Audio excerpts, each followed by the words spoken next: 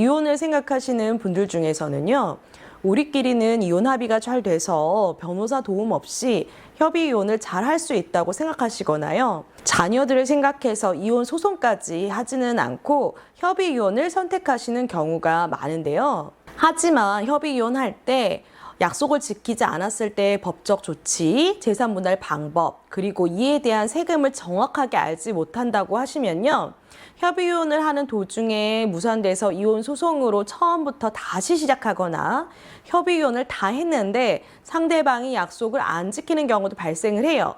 특히 세금 때문에 재산 분할을 받고도 1억 이상 손해를 입는 경우도 있습니다. 그래서 제가 12년 넘게 가서 사건 수만 2,000건 넘게 소송을 하면서 협의 이혼을 할 때 어떤 것을 반드시 확인해야 되는지 3가지 오늘 알려드릴 테니까요, 아무런 문제 없이 성공적으로 협의 이혼을 마무리하시길 바랍니다. 안녕하세요. 이혼 전문 변호사 최선혜 변호사입니다. 폭행이나 외도, 사기와 같이 특별한 이혼의 유책 사유 없이 성격 차이로 같이 사는 게 더 이상 어렵다고 생각되는 분들이요, 협의 이혼을 선택을 하시거든요. 부부가 서로 합의해서 이혼을 하는 거니까 아무런 문제 없이 잘 할 수 있을 거라고 생각을 해요. 그런데 아무런 준비 없이 그냥 협의 이혼을 신청을 하시면요, 나중에 재산 분할 때문에 소송을 다시 하거나 세금 때문에 크게 손해를 입는 경우가 발생해요. 어떤 분들은요, 협의 이혼을 법원에 신청만 하면 재산 분할부터 전부 알아서 조정해 주는 거 아니냐라고 생각하실 수도 있는데요, 전혀 그렇지 않습니다. 가정법원에서는 부부 당사자 간의 이혼 의사, 그리고 자녀의 친권 양육권, 양육비만 확인을 해주지 부부 간의 재산 분할이나 위자료에 대한 협의 내용을 조율해주는 역할은 전혀 하지 않아요. 거기에 내용을 쓴다 하더라도 강제력도 없고요. 그렇기 때문에 협의 이혼을 하면 법원 중재의 역할을 적극적으로 해줄 것이란 생각은 안 하는 것이 좋습니다. 그러면 협의 이혼할 때 무엇을 확인해야 되냐? 협의 이혼 시 부부의 공동재산을 파악하고 재산 분할을 어떻게 해야 되고, 보험계약자 및 피보험자의 정리, 그리고 세금, 이 3가지를 확실히 하셔야 되는데요.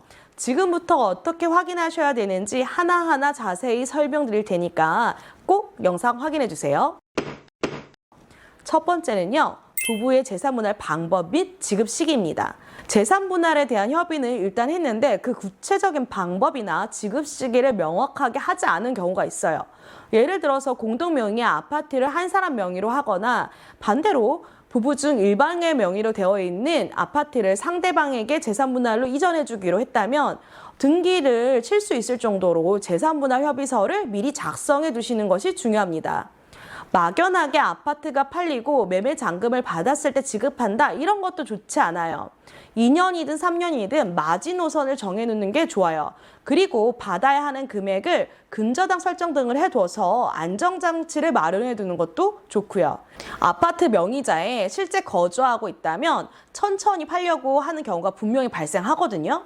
만약에 아파트 명의자가 그 아파트에 계속 거주한다고 생각을 해보세요. 그럼 이분은 최대한 천천히 팔려고 하는 경우가 발생할 수 있잖아요. 그런데 마지노선을 정하지 않으면 몇 년을 기다려야 될지 몰라요. 그러니까 미리 정해두셔야 되는 거예요. 두 번째는요, 부부 및 자녀의 보험계약을 확인하고 정리하시라는 것입니다. 보험계약자, 피보험자 정리가 필요하다는 얘기인데요. 예를 들어서 종신보험계약자는 와이프인데 피보험자는 남편인 거예요. 그런데 이거를 그대로 두고 이혼을 한다? 그럼 극단적으로 피보험자인 남편이 사망하고 나서 종신보험계약자인 전 배우자가 보험금을 수령할 수 있는 상황이 발생할 수 있어요. 가장 빈번하게 발생하는 문제는요, 실비보험이에요. 실비보험은 중복적으로 보장받지 못하잖아요. 미성년자의 보험계약자는 아빠고 보험금을 청구하거나 수령할 수 있는 거는 아빠인데, 엄마가 친권 양육권을 모두 가지고 있다, 이러면 아이가 아파도 실비보험 청구는 애들 아빠의 도움 없이면 하지 못하는 일이 발생을 해요. 그리고 이게 너무 귀찮아서 새로 보험을 가입하려고 해도 중복 가입이 안 되는 경우도 있고요. 중복 가입이 된다 하더라도 중복 보장이 안 되거나 이중으로 보험료를 납부해야 되는 경우가 발생을 하죠. 그리고 아이의 병력으로 인해서 예전 보험으로는 보장받을 수 있는데 새로운 실비 가입이 어렵거나 기존 병력에 대한 실비 보험 보장이 안 되기도 해요. 그러니까 이혼하기 전에 계약자 변경 등을 통해서 피보험자와 계약자를 일치시키거나 자녀의 친권 양육권을 갖는 쪽으로 계약자를 일치시킬 필요가 있습니다. 세 번째는요, 세금이에요. 주택이 특히 두 채 이상인 경우 이혼할 때 재산 분할을 해야 되잖아요. 이때 취등록세, 양도소득세 등 세금을 반드시 고려하셔야 됩니다. 이혼에 의한 재산 분할로 부동산 소유권 이전 등기를 하는 경우에 취등록세가 가장 낮아요. 불안하다고 이혼 신고 전에 부부간 증여로 소유권 이전 등기를 하는 경우 부동산 취득가액의 1.5% 이상을 세금을 더 내야 되거든요. 기본 몇백 차이서부터 시작해서 금액에 따라서 수천만 원까지 차이가 나는 경우가 허다합니다. 특히 두 채 이상인 경우에는 양도소득세까지 생각해서 재산분할 플랜을 세워야 합니다. 만약 1주택은 매도해서 금액 정산을 일부 해야 되는 경우에는요, 한 사람 명의로 했다가 나중에 팔아서 상대방에게 돈을 준다. 양도세 폭탄 맞고 막상 내 손에 주는 돈은 별로 없을 수 있어요. 실제로 다른 변호사 사무실에서 재산 분할을 유리하게 판단받아가지고 성공보서를 받아야 되는데 의뢰인이 컴플레인 건 경우가 있었거든요. 왜? 1가구 2주택에 먼저 판 주택의 양도소득세가 너무 높게 나왔어요. 이혼한 배우자한테 재산 분할을 현금으로 주기로 했는데 나중에 매도 대금은 받아가지고 양도소득세 내고 배우자한테 주고 나니까 내 돈에 남는 돈이 없었거든요.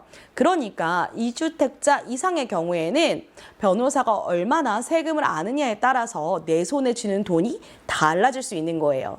어차피 이혼하는 사이라 하더라도 합법적으로 세금 적게 낼 수 있는 방법이 있으면 절세하고 이혼 당사자들이 재산 분할로 손에 쥐는 돈이 많으면 서로 간에 좋지 않겠어요? 만약 지금까지 내용을 전부 듣고도 어렵다고 생각하시는 분들은요, 고정 댓글에 상담 신청서 링크 있으니까 확인 후에 보내주세요. 저희가 확인하고 24시간 안에 연락드리겠습니다.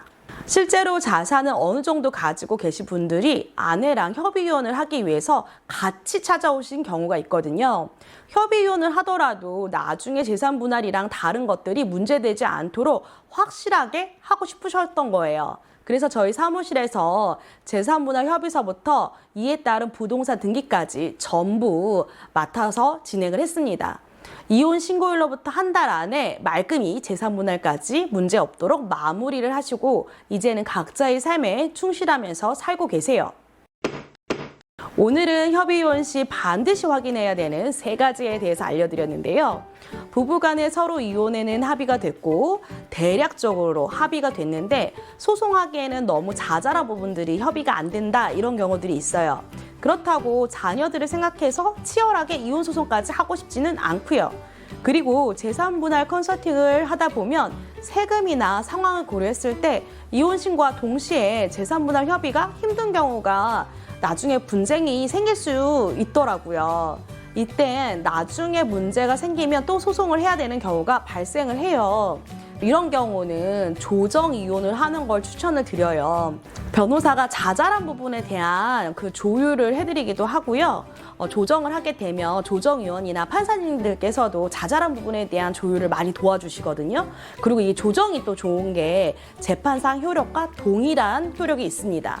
그런데 의외로 많은 분들이 협의이혼과 조정이혼에 대해서 정확하게 어떤 차이가 있는지, 어떤 방법이 본인한테 더 적합한지 잘 모르시더라고요. 그래서 다음 영상에서는 협의이혼과 조정이혼에 대해서 알려드릴 테니까요. 구독, 알람 설정하셔서 영상 꼭 확인해 주세요.